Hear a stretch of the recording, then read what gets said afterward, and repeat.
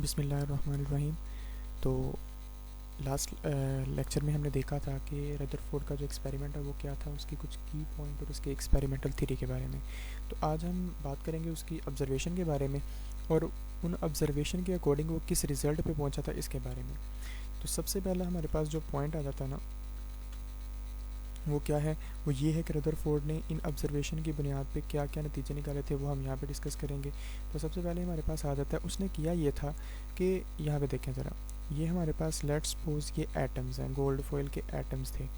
ठीक है, उसने इन गोल्ड फॉयल के जो एटम्स हैं इनके ऊपर हीलियम पार्टिकल बम्बार्ड किए थे। ठीक है, इस तरह से जब उसने हीलियम के जो एटम थे वो बम्बार्ड किए थे तो उसने देखा था कि मोस्टली जो थे वो स्ट्रेट फारवर्ड मूव कर गए थे। इसका मतलब ये हुआ कि उसके एटम जो है वो एम्प्टी है मोस्टली, क्योंकि अगर उसके रास्ते में कोई चीज़ होती तो वो स्ट्रेट फारवर्ड कभी भी मूव ना करते।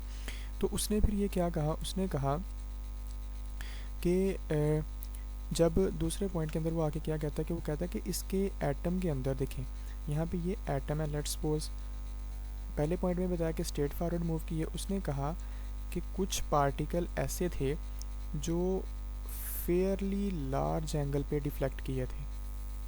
ठीक है, यानी कि डिफ्लेक्शन हुई थी लेकिन एक बहुत बड़े एंगल पे हुई थी, स्ट्रेट फॉरवर्ड मूव नहीं की। इसका मतलब दरमियान में, चूँकि देखें हीलियम एटम चूँकि बेसिकली पॉजिटिव चार्ज का ही नाम है, तो जब ये पॉजिटिव चार्ज इसके साथ मूव करके डिफ्लेक्ट हुए, इसका मतलब ये कि इनके ऊपर सिमिलर चार्ज है, यानी कि यहाँ पे दरमियान में जो भी चीज़ प्रेजेंट है उसके ऊपर और इसके ऊपर चार्ज जो है वो सेम है। हमें चूँकि पता है कि यहाँ पे पॉजिटिव है, इसका मतलब इसके सेंटर में भी क्या है, पॉजिटिव है। तो पॉजिटिव पॉजिटिव को जो है वो रिपेल करता है, तो यहाँ पे डिफ्लेक्शन शो होगी, यानी कि डिफ्लेक्शन होगी। अब यहाँ पे बात ये है कि एक लार्ज एंगल पे डिफ्लेक्शन हुई है, बहुत लार्ज एंगल पे डिफ्लेक्शन का मतलब ये है कि यहाँ पे कोई ऐसा पॉजिटिव और हार्ड किस्म की चीज़ प्रेजेंट है। उसके बाद उसने क्या कहा, उसने ये कहा नेक्स्ट पॉइंट के अंदर, वो कहता है कि कुछ ऐसे थे बहुत ही चंद एक, यानी कि ये लेट्स सपोज ये एटम्स है ना गोल्ड फॉयल के, ये दरमियान में इनके न्यूक्लियस है यहाँ पे। तो कहता है कि बहुत कम ऐसे थे जो यहाँ पे टकरा के इस तरह वापस आए थे। ठीक है, इसका मतलब क्या था, यानी कि वो बहुत कम ऐसे थे, वेरी फ्यू पार्टिकल जो थे वो लार्ज एंगल पे डिफ्लेक्ट किए थे। ज़्यादातर उसने चूँकि ऊपर बताया कि वन डिफ्लेक्टेड निकल गए, कुछ स्मॉल एंगल पे हुए, कुछ लार्ज एंगल पे हुए।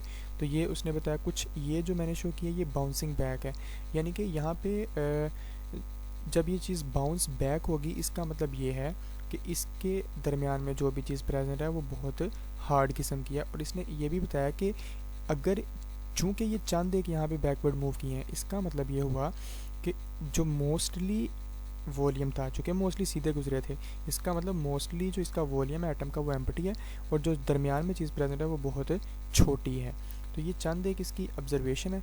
नेक्स्ट हम देखते हैं कि इसकी ऑब्जर्वेशन में क्या आता है, सॉरी नेक्स्ट इसके रिज़ल्ट हैं। तो वो हम इसके, चूँकि वीडियो की लेंथ काफ़ी बन जाएगी इससे, तो हम रिज़ल्ट जो है वो नेक्स्ट वीडियो के अंदर देखेंगे।